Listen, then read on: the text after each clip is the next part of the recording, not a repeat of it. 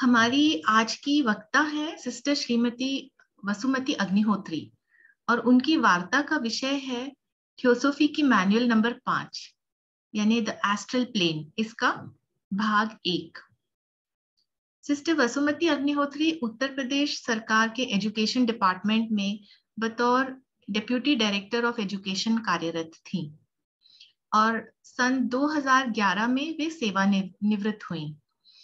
स्वामी आनंद के प्रभाव से 1989 में वे थियोसॉफिकल सोसाइटी की सदस्य बनी। उन्होंने पूरे देश में बहुत से स्टडी कैंप्स अटेंड किए हैं, न केवल श्रोता के तौर पर वरन बहुत से कैंप्स में वे वक्ता भी रह चुकी हैं। लखनऊ की प्रज्ञा लॉज और मैत्री टीओएस ग्रुप की वे फाउंडिंग मेंबर हैं। वर्तमान में वे उत्तर प्रदेश और उत्तराखंड फेडरेशन की लेक्चरर हैं। विभिन्न कॉलेजेस में, स्कूल्स और लॉजेस में उन्होंने थियोसॉफिकल विषयों पर अनेक वार्ताएं दी हैं। अपने रोज के जीवन में भी वे सदा थियोसॉफी के अनुकूल कार्य करने की कोशिश करती हैं। उनसे मिलने का अवसर मुझे भी कुछ वर्ष पूर्व प्राप्त हुआ था और मैंने जाना कि वे जितनी ज्ञानवान हैं उतना ही सरल उनका व्यक्तित्व है और स्नेहमयी उनका स्वभाव है। तो मैं सिस्टर वसुमती जी को आज अपनी वार्ता आरंभ करने के लिए सादर आमंत्रित करती हूँ। वसुमती जी। धन्यवाद विभा जी, इतने इंट्रोडक्शन के लिए। और मैं प्रदीप महापात्रा जी का भी बहुत धन्यवाद देती हूँ कि उन्होंने मुझे इंडियन सेक्शन थियोसॉफिकल सोसाइटी के इस मंच से अपने को शेयर करने के लिए अवसर दिया। So nice of you. तो आज का, जैसा कि विभा जी ने बताया है, पुस्तक एस्ट्रल प्लेन यानी भूअर लोक है, जो कि C.W. लेडबीटर द्वारा रचित है। तो इस विख्यात पुस्तक का जो हिंदी रूपांतर है वो पंड्या बैजनाथ जी के द्वारा किया गया है और इस पुस्तक की भूमिका C. जिनराज दास जी ने लिखी है। बहुत वर्षों पहले मुझे याद है कि किसी भी पुस्तक की प्रस्तावना या भूमिका पढ़ना मैं बहुत आवश्यक नहीं समझती थी, लेकिन बाद में मुझे ये रियलाइज हुआ कि हर पुस्तक की जो प्रस्तावना और या भूमिका होती है वो पूरे पुस्तक का एक जिस्ट होती है और थोड़ा बहुत इधर उधर से पन्ने पलट लेने से हम उसको पूरी तरह अपने अंदर आत्मसात नहीं कर पाते और आधे अधूरे ज्ञान से हमें बहुत हानि होती है, ऐसा मैंने रियलाइज किया। उसके बाद से मैं जब भी कोई पुस्तक स्टार्ट करती हूँ तो उसकी भूमिका पर विशेष ध्यान देती हूँ और इस पुस्तक की यानी भूअर लोक की भूमिका इसलिए इम्पोर्टेंट है क्योंकि ये C. जिनराज दास जी द्वारा लिखी गई है और वे लिखते हैं कि थियोसॉफी में ब्रह्म विद्या के बड़े बड़े ग्रंथों में ये छोटी सी पुस्तक कुछ विशेष कारणों से बहुत प्रसिद्ध है। इस छोटे से ग्रंथ में लेखक ने अदृश्य जगत की शोध आधुनिक विज्ञान की दृष्टि से की है। क्योंकि मूल प्रति को छापने के लिए C. जिनराज दास जी ने नकल की थी, इसलिए यह ग्रंथ कैसे लिखा गया यह वर्णन मैं कर सकता हूं, ऐसा C. जिनराज दास जी ने लिखा। वे लिखते हैं कि 1894 में इस किताब को लिखते समय C.W. Leadbeater London lodge theosophical society के मंत्री थे, सेक्रेटरी थे और AP सीनेट प्रेसिडेंट थे। सीनेट साहब के घर में वर्ष में 3-4 बार कुछ चुने हुए सदस्य और ऊंचे व्यक्ति ही बुलाए जाते थे। उस सभा में सीनेट साहब की इच्छा थी कि लेडबीटर साहब उस सभा में भाषण करें। तब लेडबीटर साहब ने अपना विषय भूअर लोक रखा। उन्हें दिव्य दृष्टि का अभ्यास कराया गया था, जिस कारण वे भूअर लोक की बातों का विज्ञान विधि से शोध कर सके।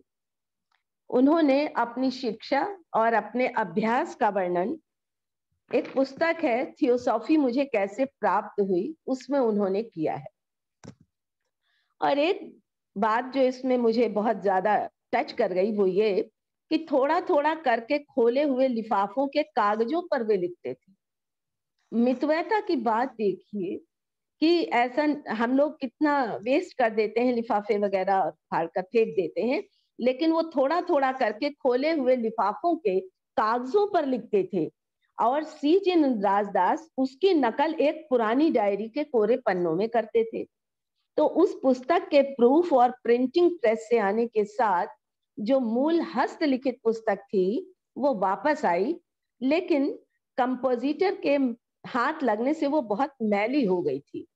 तो पुस्तक छपने के बाद वैसे देखा जाए तो मूल हस्तलिखित प्रति की कोई उपयोगिता या महत्व नहीं था और शायद उसे हम फेंक देते। लेकिन इसी समय एक असाधारण घटना घटित हुई कि जब लेडबीटर साहब ने कहा कि गुरुदेव केएच ने हस्तलिखित पुस्तक को मांगा है और वे उसे महान श्वेत संघ के लेखों और ग्रंथों के पुस्तकालय में रखना चाहते हैं। उन्होंने कहा कि एस्ट्रल प्लेन नाम की ये पुस्तक एक असाधारण ग्रंथ है और मनुष्य जाति के बुद्धि विकास में एक सीमा सूचक प्रधान चिन्ह है। तो पूरी सभ्यताओं के जो महर्षियों ने ज्ञान एकत्रित किया था, प्रकृति के रहस्यों के बारे में बहुत सा ज्ञान उन्होंने एकत्रित किया था, पर वह वैज्ञानिक विश्लेषण या तत्व विभाग करके शोध करने की दृष्टि से नहीं किया गया था। तो अब पहली बार सारे भूअरलोक की सविस्तार शोध उसी प्रकार की हुई जैसे कोई वनस्पति शास्त्री अमेज़न नदी के घने जंगल में वृक्ष, छोटे पौधे और झाड़ियों की भिन्न भिन्न जातियों के अनुसार अलग अलग शोध उस जंगल के एक सविस्तार वनस्पति इतिहास के लिए करे। तो इस प्रकार यह छोटी सी पुस्तक एस्ट्रल प्लेन विशेष रूप से सीमा सूचक चिन्ह है और गुरुदेव ने ग्रंथालय रक्षक भाव से उस हस्तलेख को उस अजायब घर में रखना चाहा। फिर यह पुस्तक किस प्रकार गुरुदेव तक पहुंचाई गई ये और भी इंटरेस्टिंग है। शॉर्ट में मैं बताना चाहूंगी कि श्री जिनराज दास को यह बड़ी क्यूरियोसिटी हुई कि ये कैसे जाएगी पुस्तक, लेकिन लेडबीटर साहब को मालूम था कि उनके अंदर, वो जिनराज दास जी बताते हैं, उनके अंदर बहुत सी सिद्धियां थी लेकिन वे किसी को बताते नहीं थे। लेकिन मैंने उन्हें अनेक प्रसंगों पर देखा है और इस हस्तलेख के स्थूल रूप को परमाणुओं के रूप में बनाकर तिब्बत पहुंचाकर और वहां फिर अपने निज स्थूल रूप में परिवर्तन कर देना, यही भेजने की क्रिया है। ये जो क्रिया है इसका बहुत सा स्पष्टीकरण इस पुस्तक के अंत में दिया गया है जिसे मैं तभी लूंगी। तो इस प्रकार ये था कि इस पुस्तक को किसी बंद संदूक के अंदर रख देना था, लेकिन बताते हैं कि उस समय हम लोगों के पास कोई ऐसा संदूक नहीं था जिसमें हम ताला लगा सकते। तो एक फीते के उस किताब को चारों ओर बांधकर एक संदूक में रख दिया गया था और उसके ऊपर बहुत सी किताबें रख दी गई थी और जब वो सुबह उठे तो देखा कि उसके अंदर वो किताब नहीं है। और सी जिनराज दास को ये जानकर बहुत आश्चर्य हुआ कि ये किताब पहुंचाने वे स्वयं तिब्बत तक गए थे, लेकिन ये चमत्कार वो अपनी आंखों से देखना चाहते थे होते हुए, तो वो नहीं देख पाई। इसका उन्हें बड़ा दुख रहा। तो 1892 में एनी बेसेंट ने थियोसॉफिकल मैनुअल्स नाम की ग्रंथमाला आरंभ की जिसमें भिन्न भिन्न विषयों पर थियोसॉफी के सिद्धांत संक्षेप में दिए गए थे। ये पुस्तक भूअरलोक इस ग्रंथमाला में पुस्तक नंबर 5 यानी 5 नंबर के रूप में प्रकट हुई और यह इस छोटी पर बहुमूल्य पुस्तक भूअरलोक के लिखे जाने की संक्षिप्त कथा है। अब हम इस पुस्तक के प्रथम अध्याय पर आते हैं। प्रथम अध्याय का नाम है एक साधारण निरीक्षण। इसमें शुरू में उन्होंने भूअरलोक का एक बहुत जनरल ऑब्जर्वेशन जो किया उसका रेफरेंस इसमें आता है। लिखते हैं C.W. लेडबीटर कि मनुष्य को प्रायः इसका भान नहीं होता है, पर उसका सारा जीवन एक बहुत ही विस्तार युक्त और घनी बस्ती वाले अदृश्य जगत के बीच में गुजरता है। यानी हम बहुत सारे अदृश्य लोगों से घिरे रहते हैं। निद्रा काल या समाधि काल में जब बलवान स्थूल इंद्रियां कुछ काल के लिए शांत हो जाती हैं तो ये दूसरा लोक किसी हद तक खुल जाता है और तब उस लोक में देखी सुनी बातों का थोड़ा बहुत स्मरण कभी कभी उसे जगने पर याद रहेगा। जब मृत्यु के समय वह स्थूल देह को त्याग कर इसी अदृश्य लोक में प्रवेश करता है और 2 जन्मों के बीच के काल को, जो बहुधा कई शताब्दियों का होता है, वह इन्हीं लोकों में बिताता है। तो अदृश्य लोकों के निचले विभाग का वर्णन, जिसमें मनुष्य मरने के तुरंत बाद प्रवेश करता है, उसे यमलोक, यातना लोक, ग्रीक में हेडीज, ईसाई में परगेट्री कहते हैं और मध्य युग के कीमिया वाले लोग उसे एस्ट्रल प्लेन कहते हैं। इस पुस्तक में कम से कम 2 शोधकों द्वारा सही ठहराने पर विवरण दिया गया है। इस संदर्भ में जब इसका प्रथम संस्करण छपा था तो लेडबीटर साहब ने लिखा था कि यदि कोई चाहे तो स्वयं इसका निरीक्षण परीक्षण करके तब उस पर विश्वास करे। लेकिन जब 40 वर्ष के बाद द्वितीय संस्करण छपा तब लेडबीटर साहब ने लिखा है कि अब मैं ये लिखना चाहता हूं कि इस लंबे काल के प्रतिदिन अनुभव से पिछली शताब्दी की हमारी शोध की प्रामाणिकता सिद्ध होती है। तो भूअर लोक के वासी, दूसरी बात अब ये बता रहे हैं कि जो भूअर लोक के वासी और पदार्थ वैसे ही सत्य हैं जैसे हमारे अपने शरीर, हमारे घर और उनमें रखा हुआ सामान आदि सत्य हैं। वहां के पदार्थ अनंत काल तक नहीं रहेंगे जैसे भूलोक के पदार्थ, पर जब तक हम हैं तब तक हमारी दृष्टि में वे सत्य हैं। इस स्थूल जगत का भी हम बहुत थोड़ा भाग देख पाते हैं, पर विज्ञान हमें बताता है कि सूक्ष्म जीवों के पूरे पूरे जगत हैं जिनके अस्तित्व के विषय में हमारी इंद्रियों से हमें कुछ भी ज्ञान नहीं मिलता, और इन सूक्ष्म जीवों की आदतें और स्थिति जानने से ही हम आरोग्यता और बहुत सी अवस्थाओं में अपने प्राणों की रक्षा कर सकते हैं। हमारे आसपास ऐसी बलवान शक्तियां हैं जिनका ज्ञान हमारी सीमित इंद्रियों से नहीं होता। इसलिए हमें ऐसी भूल करने से बचना चाहिए कि जितना हमें दिखता है उसके परे कुछ नहीं है।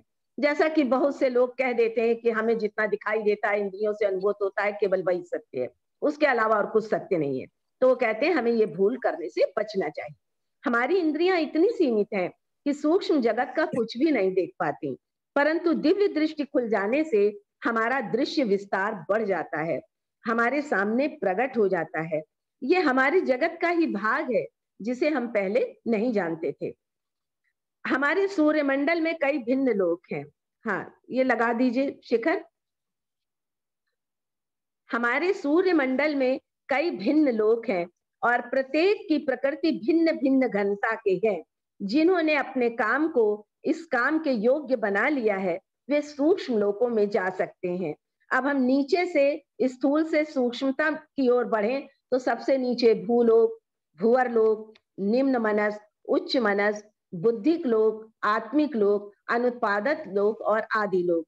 तो आत्मिक लोक तक तो विवरण है, लेकिन जो इससे परे के 2 लोक हैं, अनुत्पादक और आदि लोक, उनके बारे वो हमारी बुद्धि से बहुत परे है। प्रकृति नीचे से ऊपर लोकों में वैसी ही है, पर उसकी घनता में अंतर होता जाता है, जिसे ठोस, तरल और वायु रूपी पदार्थ कहते हैं। अब हम भूअर लोक पर आते हैं। यह प्रकृति के बड़े लोकों में से दूसरा लोक है। यह भूलोक से सूक्ष्मतर और उसके बाहर भीतर व्याप्त तथा उससे ऊंचा निकला हुआ भी है, जिसे अक्सर माया लोक भी कहा जाता है। इसीलिए अशिक्षित व्यक्ति द्वारा लाया गया ज्ञान प्रायः विश्वास के लायक नहीं होता। इसके 2 मुख्य कारण हैं। पहली बात तो वहां के बहुत से वासी अपना रूप बहुत शीघ्रता से बदल लेते हैं और जिनसे वे खेलना चाहते हैं उनके सामने वो प्रायः अनंत इंद्रजाल का जैसा भ्रम पैदा कर देते हैं। और दूसरा, यहाँ की चक्षु दृष्टि की अपेक्षा, यानी भूलोक में जैसा दिखाई पड़ता है, वहां की दृष्टि बिल्कुल दूसरे प्रकार की और बहुत विस्तृत होती है, और वहां का पदार्थ सब ओर से बाहर भीतर एक साथ ही दिखाई देता है। ठोस पदार्थ के भीतर भी वैसा ही स्पष्ट दिखाई देता है जैसा बाहर। इसलिए अशिक्षित व्यक्ति को जो कुछ वहां दिखाई पड़ता है उसे समझने में और उससे अधिक भूलोक की भाषा में बताने में बहुत कठिनाई पड़ती है। भूअरलोक के जो अनुभव, जो चीजें हैं, उनको भूलोक की भाषा में बताना बहुत कठिन मालूम देता है। यहाँ की मूल संभावना का एक अच्छा उदाहरण ये है कि यहाँ के शोधक को अंक उल्टे दिखाई पड़ते हैं, जिससे वह 139 को 931 पढ़ने की भूल कर सकता है। जिस गुप्त विद्या के अभ्यास करने वाले को उसके योग्य गुरुदेव ने प्रशिक्षित किया होगा, बार बार सब प्रकार के भ्रमों को लाकर पूछा जाता है कि तुम क्या देखते हो, और उत्तर में जो भूलें होती हैं उसको बताया जाता है, और ये किस कारण से हुई भूल इसको भी बताया जाता है। तो भूअर लोक के शोध में सफलता के लिए अपनी चेतना का लोप हुए बिना भूलोक से भूअर लोक या स्वर्ग लोक को ले जाना और वहां से फिर वापस उतारना पड़ता है। चेतना लोप होने से क्या मतलब है? मतलब ये कि उसमें उसकी स्मृति का कुछ भाग खो जाता है, और जब चेतना को पूरी स्मृति सहित नीचे उतारने की शक्ति अच्छी तरह आ जाती है, तब शिष्य को सोते समय या समाधि काल में ही नहीं वरन साधारण जागृत काल में भी अपनी भूअर लोक की शक्तियों के उपयोग का लाभ मिलता है। अर्थात अगर हम साधारण जागृत काल में भी भूअर लोक की शक्तियों का लाभ उठाना चाहें तो हमें भूलोक से भूअर लोक और स्वरलोक तक जाने में चेतना की स्मृति सहित कॉन्शियसली हमें जाना होगा। कुछ लोग भूअर लोक को घृणा की दृष्टि से देखते हैं और ध्यान के बिल्कुल अयोग्य समझते हैं, पर यह भूल मालूम पड़ती है। बेशक हमें आत्मिक लोक पर ध्यान देना है, लेकिन यदि कोई भूअर लोक की ही चेतना प्राप्त करके संतोष प्राप्त कर ले तो यह भी ठीक नहीं है। कुछ लोग स्वर्गलोक में चेतना प्रथम जगे और फिर भूअर लोक में जगे ऐसा सोचते हैं, परंतु हमारे श्वेत संघ के महर्षिगण अपने शिष्यों के साथ ऐसा नहीं करते। भूलोक के आगे भूअर लोक है और हमारे ऊंचे लोकों के अनुभव उससे ही प्रारंभ होते हैं। उस लोक के रहस्यों को अच्छी तरह समझ लेने से हमें बहुत लाभ मिलता है। तब हम प्रेतावाहन बैठकों के और भूत वाले घरों के रहस्यों को समझ सकते हैं, और इस ज्ञान के बिना न हम उन बातों को समझ सकते हैं, न ही होने वाले खतरों से अपनी और दूसरों की रक्षा कर सकते हैं। भूअर लोक के जीव इतने अधिक और इतने प्रकार के हैं कि आरंभ में शिष्य को घबरा देते। विशेष अनुभवी शोधक के लिए भी वहां के वासियों को गिनना और उनकी सूची बनाना कोई सरल कार्य नहीं है। साथ में बाधाएं और भी हैं, जैसे भूअरलोक में देखी बातों का ठीक ठीक वर्णन भूलोक की भाषा में करने की दिक्कत, ये एक बहुत बड़ी दिक्कत आती है। फिर भी भूअरलोक के इस छोटे से वर्णन का आरंभ हम उसके दृश्य के वर्णन से करना अच्छा होगा। उस लोक को देख सकने वालों का मत है कि भूअरलोक के दृश्य को यहाँ के लोगों की समझ में आने लायक स्पष्ट शब्दों में वर्णन करना वैसा ही कठिन है जैसे अंधे मनुष्य से संध्या के सूर्यास्त होते आकाश के नाना प्रकार के रंगों का वर्णन करना। मतलब ये इनका मतलब है कि जो लोग उस लोक को देख भी सकते हैं, तो अगर वो भूअरलोक के दृश्य को हमें समझाना चाहते हैं तो वो बिल्कुल ऐसा ही होगा जैसे किसी अंधे मनुष्य को संध्या के समय यानी सूर्यास्त का वर्णन अगर वो करें तो वो उसको नहीं वो ग्रैस्प कर पाएगा, इसमें शक है। तो वो कहते हैं कि वर्णन कितना ही पूर्ण व विधिवत क्यों ना हो, परंतु उससे यह निश्चय नहीं हो सकता कि सुनने वाले के मन में काफी सत्य सत्य ज्ञान पैदा हो गया है। अब दूसरे चैप्टर पे हम आते हैं जिसका नाम है दृश्य, यानी वहां दृश्य कैसे दिखाई देते हैं। तो सर्वप्रथम तो ये समझ लेना चाहिए कि भूअर लोक के 7 अंतरखंड या 7 अंतर भूमिकाएं हैं। हाँ शिखर लगा दीजिएगा सेकंड स्लाइड। और प्रत्येक अंतर भूमिका की प्रकृति एक दूसरे से भिन्न होती है। इसमें हम लोग देखिए सामने देख रहे हैं स्क्रीन पर, तो अगर हम भूअर लोक को देखें तो भूअर लोक में ठोस, तरल, वाष्प, ईथरिक, सुपर ईथरिक, परमाणु, उप परमाणु और परमाणु ये है। तो ये चूंकि भूअर लोक हमारा फोकस है इसमें, इसलिए इस पर ज्यादा ध्यान दिया जा रहा है। तो भिन्नता किस बात की है? घनता की भिन्नता है। और ये भी भली भांति समझ लेना चाहिए कि हर एक लोक और हर एक अंतरखंड की प्रकृति उससे नीचे खंड या अंतरखंड की प्रकृति में व्याप्त रहती है। इसलिए पृथ्वी पर सब एक ही साथ एक ही स्थान पर स्थित है। पर यह भी सत्य है कि ऊंचे प्रकार की प्रकृति नीचे की अपेक्षा पृथ्वी से बहुत दूर तक, ऊंचे तक फैली रहती है। यानी हर चीज अंतर्व्याप्त है। यानी भूअरलोक की जो 7वीं यानी अंतिम अंतरखंड है, वो भूलोक के अंतिम लास्ट वाले परमाणु वाले के अंदर व्याप्त रहती है। इसी प्रकार सारे अंतरखंड एक दूसरे में व्याप्त रहते हैं। तो जब व्यक्ति एक अंतरखंड से दूसरे में गया, तो इसका क्या मतलब है कि चेतना धीरे धीरे एक प्रकार की प्रकृति के कंपों से उठकर दूसरे प्रकार के ऊंचे और सूक्ष्म कंपनों को ग्रहण करने के लिए तैयार हो गई है। और इसलिए एक लोक का दृश्य और उसके वासी धीरे धीरे दृश्य से लोप हो जाते हैं, और दूसरे अधिक ऊंचे लोक के वासी उसके बदले में प्रकट होने लगते हैं। सब लोकों और अंतरखंडों को एक ही केंद्र वाले गोले कहना अनुचित नहीं होता। अर्थात एक जो सेंटर पॉइंट है, उसी के इर्द गिर्द ये सारे हमारे और जैसे कि इसमें आ गया है, आगे दिखाएंगे अभी। हाँ, सेंटर पॉइंट। तो सब लोकों और अंतरखंडों को एक ही केंद्र वाले गोले कहना अनुचित नहीं होता। सब अंतरखंडों की प्रकृति इस पृथ्वी की सतह पर पाई जाती है, जैसा कि आप सामने स्क्रीन पर देख रहे हैं। पर भूअरलोक पृथ्वी से बहुत ऊंचे कुछ हजार मीलों तक गया है। इसका विस्तार बहुत बड़ा है, और हमारी पृथ्वी का भूअरलोक चंद्रमा के भूअरलोक को जब छू लेता है, जब ये दोनों निकटतम होते हैं। जब वे सबसे अधिक दूरी पर होते हैं, तब ये दोनों भूअरलोक एक दूसरे को नहीं छूते। यह स्पर्श सूक्ष्मतम एस्ट्रल प्रकृति मात्र में ही होता है। अब अंतरखंडों या अंतर भूमिकाओं का विचार करेंगे। सबसे सूक्ष्म और ऊंचे को 1 कहेंगे और अंतिम को 7वां कहेंगे। तो 1 2 3 का एक वर्ग हो गया, ऊपर से नीचे की ओर 1 2 3 का एक वर्ग, और 4 5 6 का एक वर्ग, और अंतिम 7वां अलग है। एक वर्ग और दूसरे वर्ग की प्रकृति में इतना भेद रहता है जितना ठोस और तरल पदार्थों के बीच रहता है, जैसे फौलाद और रेत में। 7वें अंतिम अंतरखंड को छोड़कर हम कह सकते हैं कि 4 5 6 में हमारे भूले के पदार्थों की छाया रहती है। 6ठी में जीवन हमारे पृथ्वी के साधारण जीवन जैसा ही रहता है, जैसा कि हम नीचे से देख रहे हैं। तो 7वां, और उसके बाद हाँ, इसमें क्रम जरा अलग पड़ गए हैं। हमने पहली ऊंची वाली को पहला नंबर दिया है और नीचे वाली को 7 दिया है। हाँ, तो हमारे भूलोक के पदार्थों की 4 5 6 वाली अंतरखंड में छाया रहती है।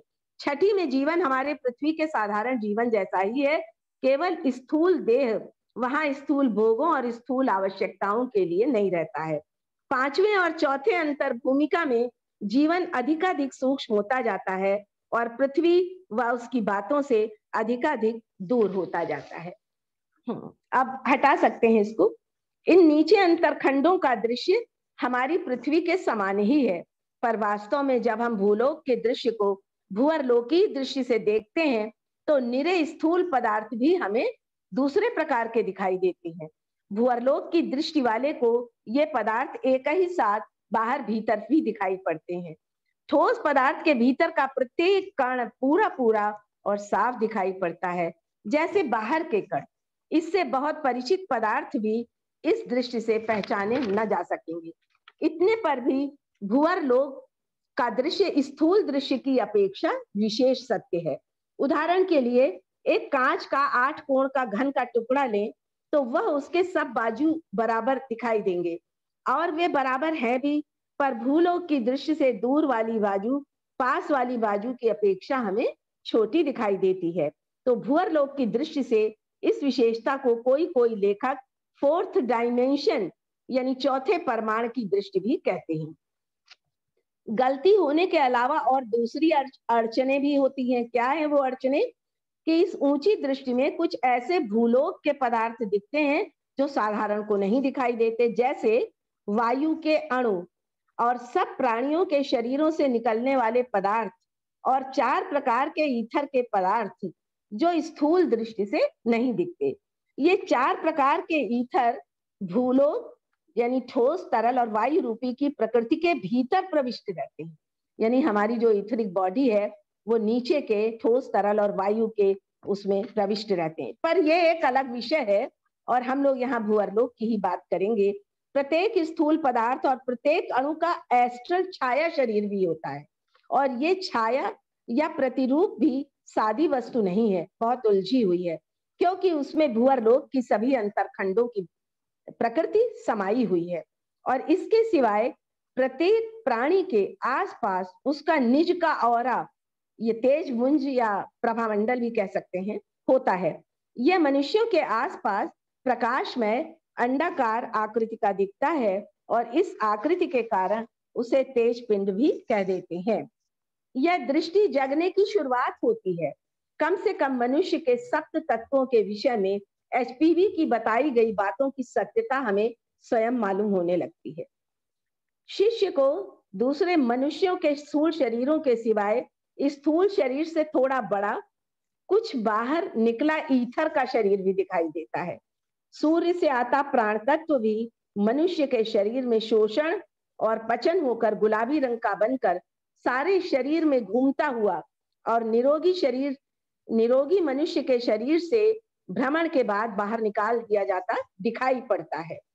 इस तेज पुंज का भूअरलोक की प्रकृति का भाग बहुत सूक्ष्म होता है, पर विशेष तेजों में और दिखने में विशेष तरल होता है, क्योंकि मनुष्य के मन में क्षण क्षण पर भिन्न भिन्न वासनाओं के प्रवेश करने से उस एस्ट्रल ओजस में नाना प्रकार के रंग बदलते और चमकते रहते हैं। यही सच्ची एस्ट्रल बॉडी या वासना देह है। थर्ड लगा दीजिएगा शिखर। इससे परे चमकते रहते हैं, यही सच्ची एस्ट्रल देह या वासना देह है।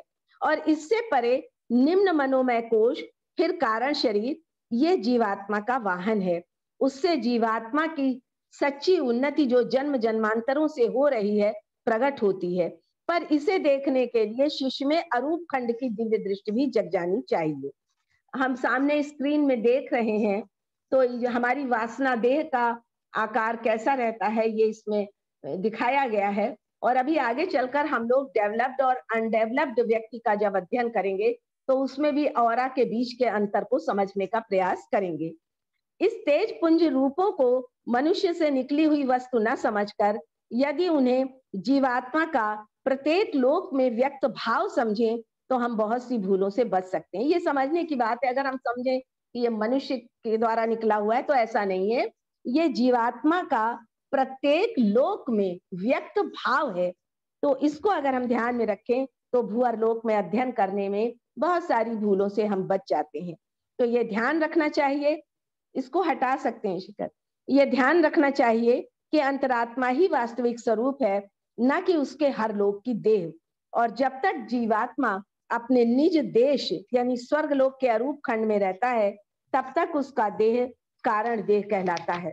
और जब रूप खंड में कार्य सीखने के लिए नीचे उतरता है तो प्रकृति का निम्न मनोमय कोश धारण करता है, और फिर भूअर लोक में वासना देह इसी लोक की प्रकृति का बनाना पड़ता है। यद्यपि सभी लोकों के कोश तब भी मौजूद रहते हैं।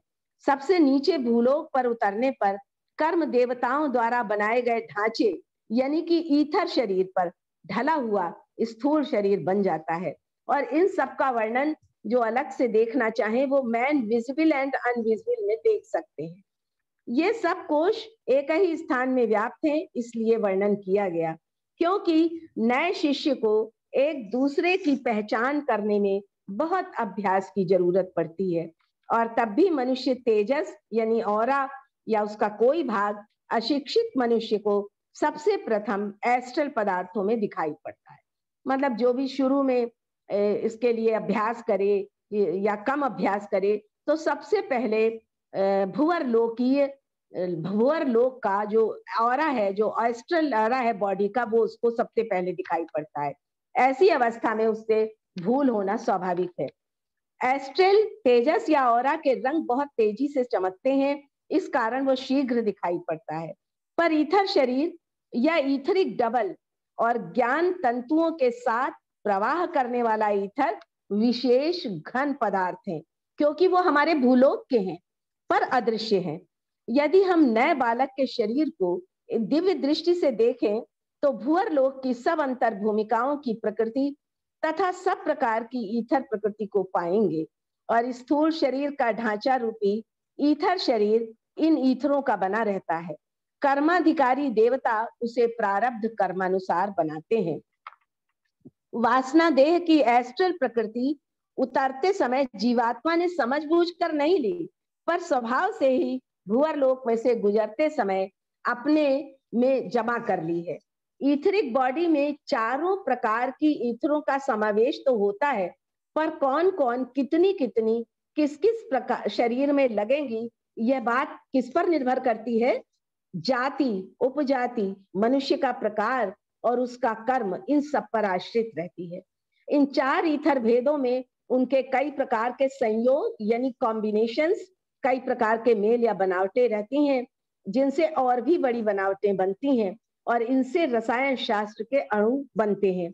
इसलिए यह ईथर शरीर बहुत उलझा हुआ है, पर मनुष्य का कर्म कैसा भी उलझा हुआ हो या असाधारण क्यों न हो, पर कर्माधिकारी देवता उसे ऐसा ईथर शरीर रूपी सांचा दे सकते हैं जिसके अनुसार बना स्थूल शरीर बिल्कुल उसके प्रारब्ध के अनुकूल होगा।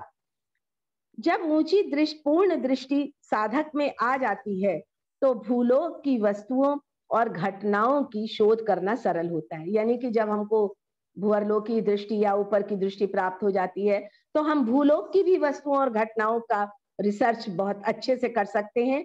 नए नए ज्ञान की प्राप्ति होती है और ऐसा ज्ञान जिसकी शोध में शायद हमें एक जीवन काल से भी अधिक जीवन काल लग सकता है, वो इस दृष्टि के आने से हमको आज सरलता से प्राप्त होगा कम समय में। उदाहरण के लिए श्वेत प्रकाश के त्रिकोण कांच में से निकलते 7 रंगों के अलावा और भी बहुत से नए नए रंग दिखाई पड़ेंगे जिनकी की विज्ञान कल्पना करता है। अब भूअर लोक के साधारण दृश्य के बारे में आगे विचार किया गया है। साधारण दृश्य कैसा? यानी कि एक तो एस्ट्रल बॉडी हो गई हमारी, और दूसरी जो ये संसार में फैला हुआ खनिज से लेकर के और आगे तक, बल्कि उससे पूर्व की स्थिति के बारे में भी इसमें बताया है। तो पहला है कि चट्टान का सारा स्थूल पदार्थ बाहर भीतर सब दिखाई पड़ता है, केवल बाहर का ही थोड़ा सा नहीं। दूसरा, उसके भीतर के स्थूल अणुओं के कंप भी दिखाई पड़ते हैं, यानी वाइब्रेशंस भी दिखाई पड़ती हैं। तीसरा, उस चट्टान की एस्ट्रल देह भी दिखाई पड़ती है जिसमें भूअर लोक के कई अंतरखंडों की प्रकृति समाई रहती है और इनके कण सदैव चलते रहते हैं। चौथा, सर्वव्यापी ईश्वरीय जीवन या लाइफ उसमें कार्य करता साफ साफ दिखाई देता है, यानी डिवाइन लाइफ उसमें जो कि सर्वव्यापी है उसमें कार्य करता हुआ दिखाई देता है, जैसा कि वो सारे जगत में काम करता है। वह जीवन तत्व नीचे उतरने की प्रत्येक सीढ़ी पर भिन्न भिन्न परिमाण में व्यक्त होता है और अध्ययन की सुविधा हेतु प्रत्येक सीढ़ी का नाम अलग अलग नाम है। पहले वह खनिज वर्ग से भी पूर्व के 3 भौतिक वर्गों में दिखता है। 3 भौतिक वर्गों में, यानी जो एलिमेंटल भौतिक सत्व जो है भूअर लोक का, उसके बारे में 1 2 3 करके बताया है। फिर खनिज वर्ग में जब प्रवेश कर लेता है तो वो खनिज जीवात्मा यानी मिनरल मोनैड कहते हैं, और वनस्पति वर्ग में उसे वनस्पति जीवात्मा कहते हैं। इसी प्रकार और जहां तक जाना जा सका, निर्जीव तो कोई वस्तु प्रकृति में है ही नहीं, इसके सिवाय उस चट्टान को घेरे हुए उसका तेज पुंज या औरा भी दिखाई देता है, पर ऊंचे वर्गों की अपेक्षा वो चट्टान में कम फैला हुआ और कम रंगों का होता है। जैसे हमारी जो मनुष्यों की जो बॉडी है उसकी एस्ट्रल बॉडी की जो वो है, वो स्थूल शरीर से 18 इंच बाहर तक निकला रहता है, लेकिन चट्टान में वो कहते हैं कि वो कम फैला हुआ रहता है। उस तत्व में उसके योग्य वासी भी दिखाई पड़ते हैं, जिन्हें एक प्रकार से हम छोटे भूदेवता कह सकते हैं। तो दृश्य को सही सही समझने में जो बाधाएं हैं, बार बार ये लेडबीटर साहब हमको आगाह करते हैं कि इस लोक के खिलाड़ी निवासी धोखा दे देते हैं और वहां के लोगों को भूलोक की वस्तुएं नहीं दिखती, यानी जो भूलोक के वासी हैं उन लोग को, भूअर लोक के जो वासी हैं उनको भूलोक की वस्तुएं नहीं दिखती। इसीलिए ये कहते हैं कि जो अशिक्षित या कम जानकार लोग हैं वो इसे समझ नहीं पाते। यदि कोई भूअर लोक वासी सदैव ही किसी माध्यम, बड़ी इंपॉर्टेंट बात आ रही है जानने की, कि यदि कोई भूअर लोक का वासी सदैव किसी माध्यम या प्रेता वैश्य व्यक्ति द्वारा भूलोक पर काम करता है, तो धीरे धीरे उस व्यक्ति की भूअरलोक की सूक्ष्म ज्ञान प्राप्त करने की इंद्रियां मोटी और रूखी होने लगती हैं। ये बहुत इंपॉर्टेंट है समझना कि जो प्रेत यानी प्रेतावैशी जो मीडियम, नीचे हम लोग प्लानचेट का काफी सुना हुआ है ये सब, तो उसमें बुलाया जाता है, और जो आत्माएं ऐसा करने में ज्यादा ध्यान देने लगती हैं तो उनकी सूक्ष्म इंद्रियां जो है वो मोटी और रूखी होने लगती हैं, जिससे उन्हें अपने लोक यानी कि भूअर लोक की बारीक प्रकृति को देख सकने की योग्यता मिल जाती है। और उसके बदले में होता क्या है कि वो भूलोक की बातें और स्थूल शरीर को देखने लगते हैं। शिक्षित शोधक यानी जिसको एजुकेट किया गया है, प्रशिक्षित किया गया है, केवल वही शोधक भली भांति और सही सही देख सकता है। इस उलझन को अच्छी तरह समझकर वैज्ञानिक रीति से सुलझा सकें तो धोखा खाने की या भूल करने की संभावना थोड़ी भी नहीं रहती। अब हम भूअरलोक की जो 7वीं अंतर भूमिका है इसके वर्णन पर वो आते हैं, जिसके बारे में शुरू में ही बताया गया कि यही असली दोजख या नर्क या परगेटरी क्रिश्चियंस लोग कहते हैं। तो इसके बारे में यहाँ पर थोड़ा एक डिटेल वर्णन इन्होंने किया है। इसमें से सब प्रकार का भाग अच्छा और सुंदर भाग अदृश्य हो जाता है। और 4000 वर्ष पूर्व के एक लेखक एनी हुए हैं इजिप्ट के, मिस्र देश के, जिन्होंने पैपिरस नामक एक लेख में ऐसा कहा है कि जहां मैं आया हूं ये कैसा स्थान है, इसमें न पानी है न वायु है, ये गहरा अथाह है और अति काली रात्रि के समान प्रकाश रहित काला है। लोग इसमें आशा रहित हो भटकते हैं। यहाँ मनुष्य हृदय की शांति के साथ नहीं रह सकता। इस अंतर भूमिका के वासी के लिए सारी पृथ्वी अंधकारमयी और कष्टदायक और वास स्थानों से भरी है, पर यह अंधकार उसके भीतर का अंधकार है और उसी कारण से उसका जीवन बुराई और भय की अपार रात्रि में बीतता है।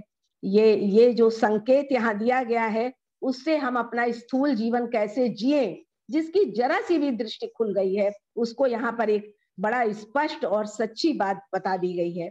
तो वो कहते हैं कि बुराई और भय की अपार रात्रि में बीतता है, ये सच्चा नरक या दोजख है, पर है उसी का अपना बनाया हुआ, क्योंकि सब नरक मनुष्य ही अपने लिए बनाता है।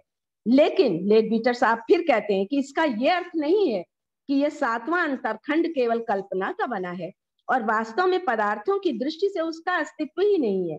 इस अंतरखंड का कुछ भाग तो पृथ्वी की सतह पर है, लेकिन उसका बहुत सा भाग पृथ्वी के भीतर व्याप्त है, समाया हुआ है।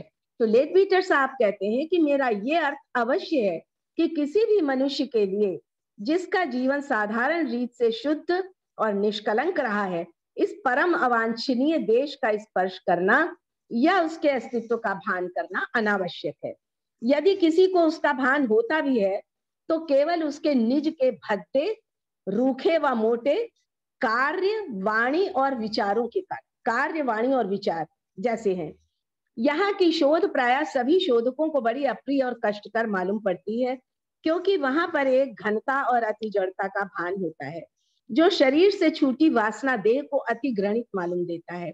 उसे ऐसा भान होता है कि किसी काले अति चीकट लसदार पदार्थ में जाना पड़ता है और वहां के वासी और शक्तियां भी बहुत घृणित रहती हैं।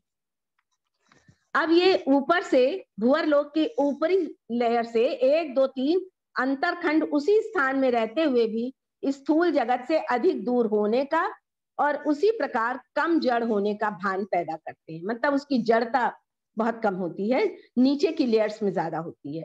यहाँ के निवासी पृथ्वी और उसकी वस्तुओं को नहीं देख सकते। प्रेतावाहन बैठक में आने वाले प्रेत इसे ही अपने आनंद का देश कहते हैं।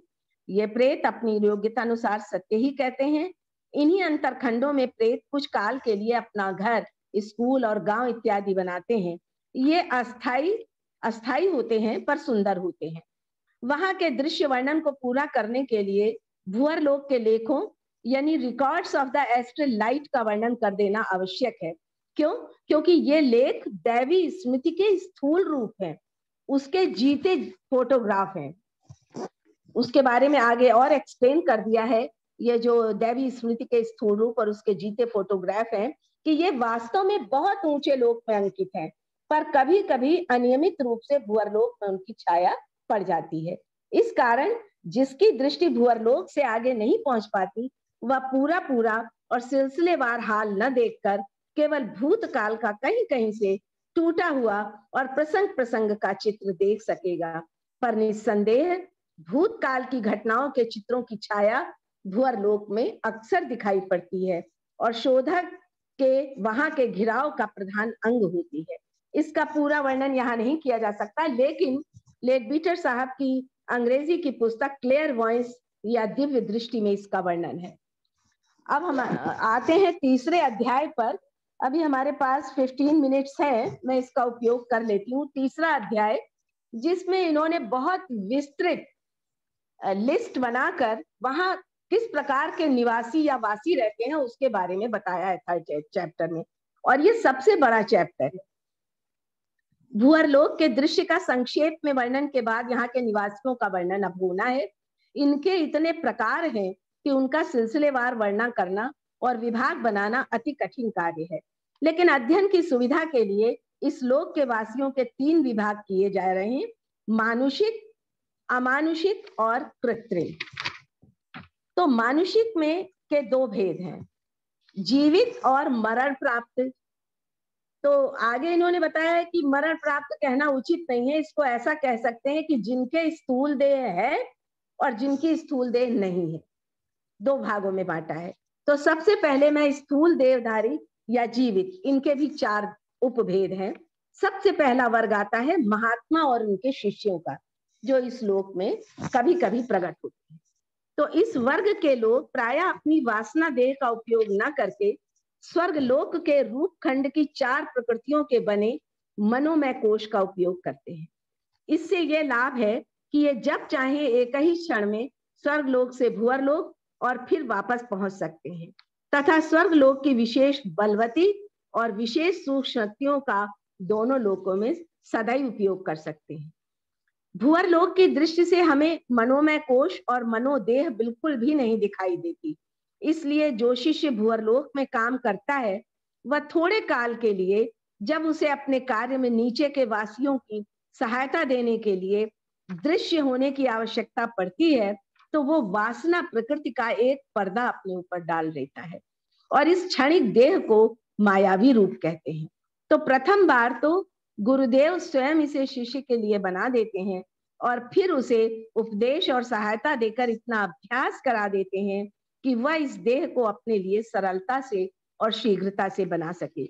यह देह बिल्कुल उस मनुष्य के स्थूल शरीर की तरह दिखाई पड़ती है, पर उसमें उसकी निज वासना देह यानी एस्ट्रल बॉडी का कुछ भी अंश नहीं रहता, लेकिन धारण किया हुआ स्थूल रूप स्थूल देह के समान ही होता है। वैसे ही यह मायावी रूप भी वासना देह की बिल्कुल ट्रू कॉपी होता है। एक शिष्य अपनी उन्नति के आरंभ में भूअर लोक में वासना देह से काम शुरू करता है, पर जिस भी देह का उपयोग करता हो, योग्य शिक्षक की निगरानी में भूअर लोक में काम करने के लिए आने वाले को सदैव पूर्ण चेतना रहती है और सब अंतरखंडों में पूर्ण सरलता से वह काम कर सकता है। जैसा वह भूलोक में था वैसा ही वह यहाँ पर भी है, केवल उसकी स्थूल देह और ईथरिक शरीर नहीं है। अधिक शिक्षित शिष्य की एस्ट्रल बॉडी भी नहीं रहती है, केवल मायावी रूप की विशेष शक्तियां रहती हैं, जिनके कारण वह शिष्य अपने शरीर के निद्रा काल में बड़ी सरलता और पूर्णता से थियोसॉफी का कार्य कर सकता है, जिसके विषय में वो दिन भर सोचता रहता है। अपने जागने के समय दूसरे लोक में देखी या सीखी बातों को वो पूर्णतः सही सही याद रख सकेगा या नहीं, यह विशेषकर इस बात पर निर्भर करता है कि क्या वह अपनी चेतना एक लोक से दूसरे लोक में बिना टूटे पूरी तरह ले जा सकता है या नहीं। ये बात बहुत इंपॉर्टेंट है कि एक लोक से दूसरे लोक में हमारी चेतना क्या कॉन्शियसली गई है, और अगर जरा भी वो कहते हैं ना लोप हो जाना यानी स्मृति, कॉन्शियसली हम नहीं गए हैं, तो फिर हमको वहां के कुछ चीजें याद रह पाएंगी या शायद नहीं भी रह पाएंगी। थियोसॉफिस्टों के महात्माओं के श्वेत संघ के सिवाय और भी महात्मा या योगी संघ हैं, जिनके सदस्य बहुत उत्साही हैं, स्वार्थ त्यागी हैं और सत्य के शोधक हैं। कभी कभी भूअरलोक के शोधक को पृथ्वी के अन्य देशों के गुप्त विद्या के अभ्यासी भी वहां मिलते हैं, जिनमें दूसरे संघों के सदस्य भी शामिल हैं। ये सब संघ हिमालय के श्वेत संघ को जानते हैं और ये स्वीकार करते हैं कि इस संघ के कोई कोई महात्मा इतने बड़े हैं कि उनसे बढ़कर पृथ्वी पर अन्य कोई महात्मा नहीं है। तो ये तो स्थूल देहधारी में प्रथम वर्ग महात्मा और उनके शिष्यों के बारे में वर्णन था। अब दूसरा वर्ग आता है इसी में, काय मानसिक। काय माने शरीर और मानसिक।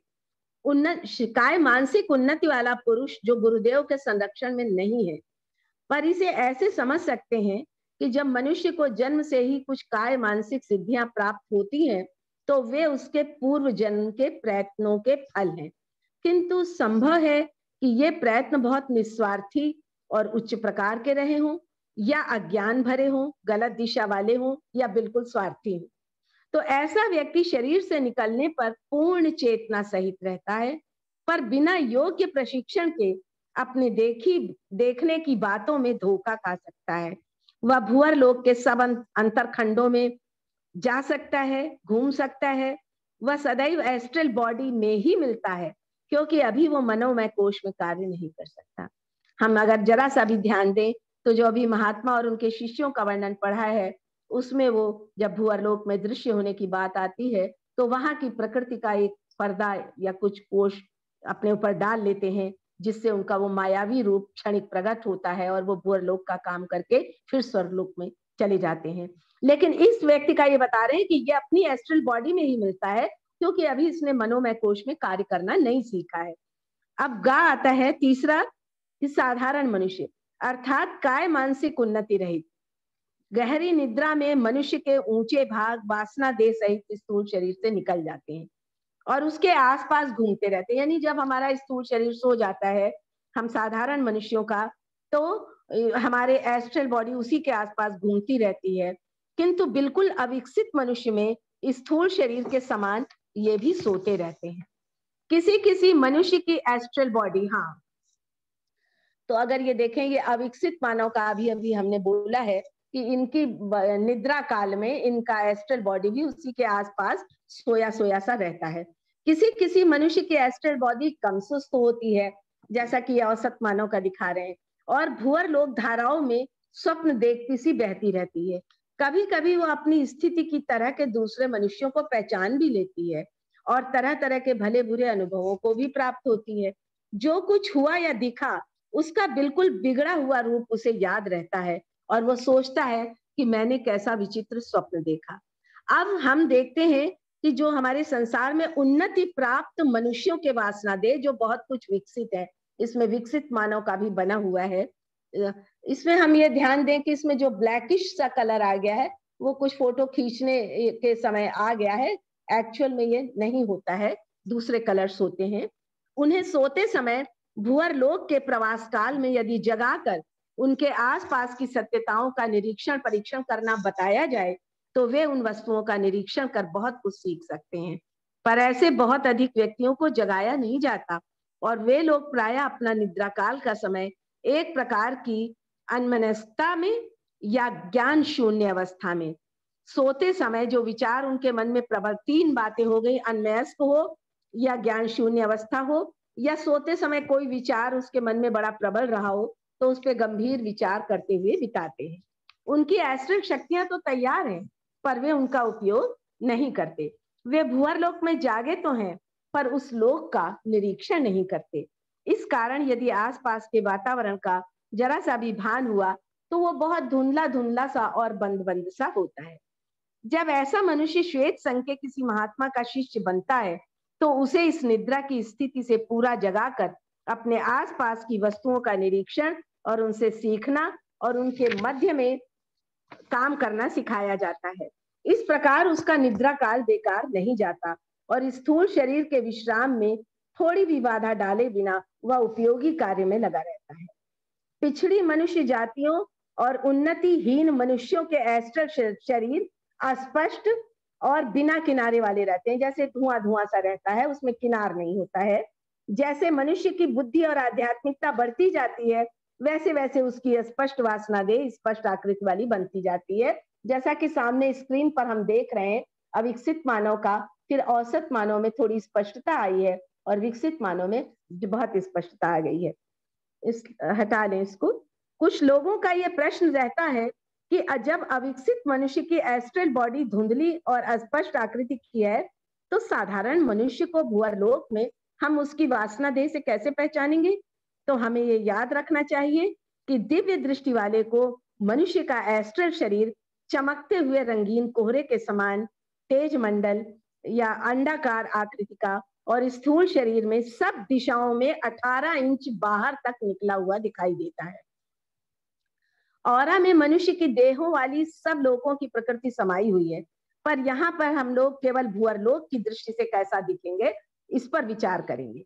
ऐसा देखने वाले शोधकों को यह औरा भूअरलोक की प्रकृति का बना दिखाई देता है। उसे दिखेगा कि भूअरलोक की प्रकृति स्थूल शरीर के आसपास और उसके भीतर समाई हुई है, और स्थूल शरीर के भीतर वह उस ओजस के बाहरी भाग की अपेक्षा विशेष खड़ी है।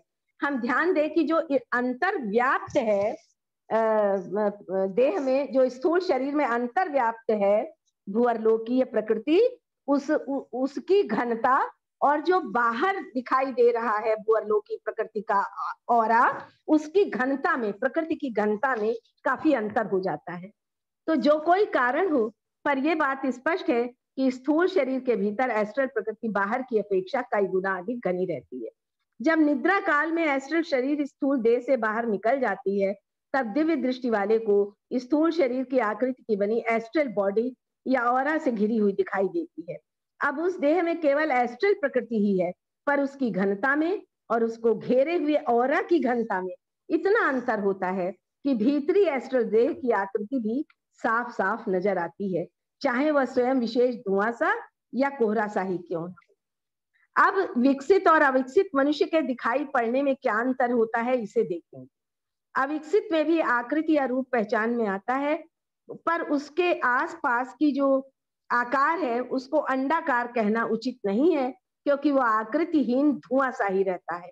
न उसकी आकृति स्थिर रहती है और न वह साफ किनारेदार होती है। विशेष उन्नति प्राप्त मनुष्य के औरा और उसके भीतर के स्वरूप में स्पष्ट अंतर दिखाई पड़ता है। अब भीतर का रूप मनुष्य के स्थूल देह की शक्ल का रहता है और आसपास धुएं के घेरे के बदले स्पष्ट अंडाकार आकृति दिख पड़ती है, जो भूअरलोक की धाराओं के असर से भी अपनी शक्ल नहीं बदलती है। मनुष्य की स्थूल शक्तियां विकसित हो रही हैं और विकास करते हुए मनुष्य सब सीढ़ियों पर है। इस कारण यह अविकसित वर्ग धीरे धीरे विशेष विकसित वर्ग में मिल जाता है। इस तरह जो प्रथम वर्ग स्थूल देहधारियों का था, उसमें अब चौथा ही एक छोटी सी कैटेगरी और है, वाम मार्गी या उसके शिष्य।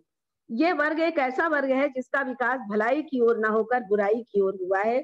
जो सिद्धियां इन्हें मिली हैं वे निज के उपयोग के लिए हैं, न कि मानवता के कल्याण के लिए।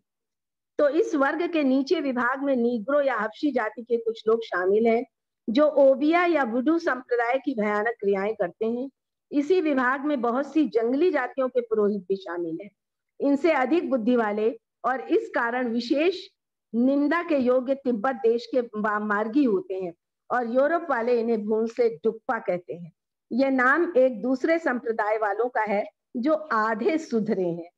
पर ऐसा कभी नहीं मान लेना चाहिए कि गेलुगपा संप्रदाय के सिवाय तिब्बत वाले अन्य सभी संप्रदाय निश्चय ही बुरे हैं, ऐसा नहीं सोच लेना चाहिए।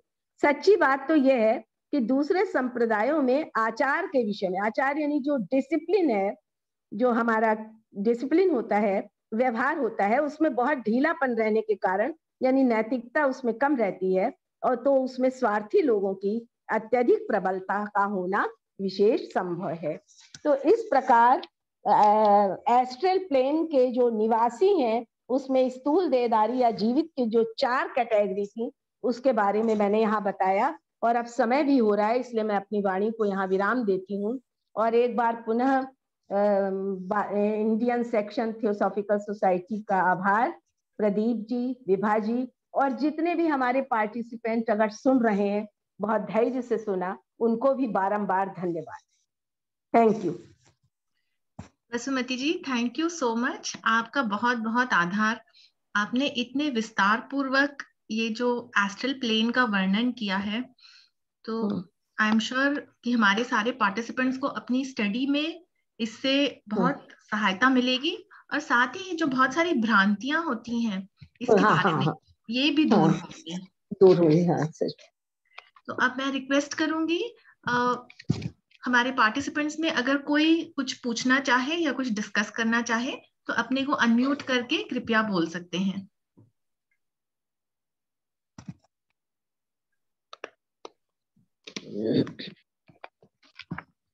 तो क्वेश्चन होगा नहीं। अभी आप इसका और तो एक सेशन और लेंगी या 2 सेशन? इसके 2 सेशन और हैं। 2 सेशन और हैं। ये काफी बहुत ही इसका बुक में बहुत ज्यादा कंटेंट है। हाँ नहीं, मैंने ये चाहा कि ये सच है कि शुरू से लेकर अब तक इस विषय में बड़ी भ्रांतियां रही हैं, खास तौर से प्लानचेट वगैरह जो प्रेतावैश्य वाली घटनाएं हैं, इसमें आगे बड़े क्लियरिफिकेशन है, या जादूगर जो कर देते हैं उनके बड़े क्लियरिफिकेशन है। मैंने सोचा कि इसको स्टडी के रूप में अगर हम लें तो शायद ज्यादा अच्छा होगा। और लेडबीटर साहब ने जितने भी फैक्ट्स बताए, मेरी कोशिश है कि मैं उन सभी को सामने ले आऊं। बिल्कुल, ये चीजें बहुत हमारी सोसाइटी में भी बहुत फैली हैं। जो कम पढ़े लोग हैं वो ये झाड़ फूंक में जो विश्वास करते हैं, वो सारी चीजें इसमें कवर होती हैं।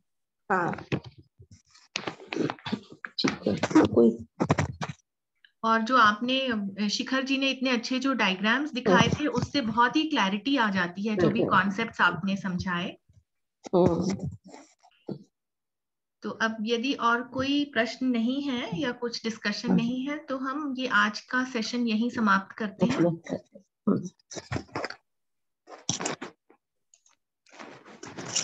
So everybody, please join me in the closing prayer.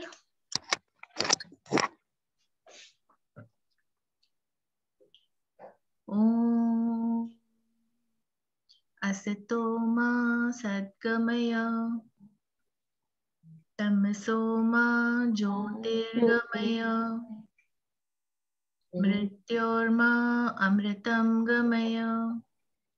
Om Sarvesham Swastirabhavatu Sarvesham Shantirabhavatu सर्वेषां पूर्णं भवतु लोकाः समस्ताः सुखिनो भवन्तु सर्वे भवन्तु सुखिनः सर्वे सन्तु निरामयाः सर्वे भद्राणि पश्यन्तु मा कश्चित् दुःखभाग् भवेत्। ॐ शान्ति शान्ति शान्ति शान्ति। Thank you all for joining. Namaste. Namaste. Thank you.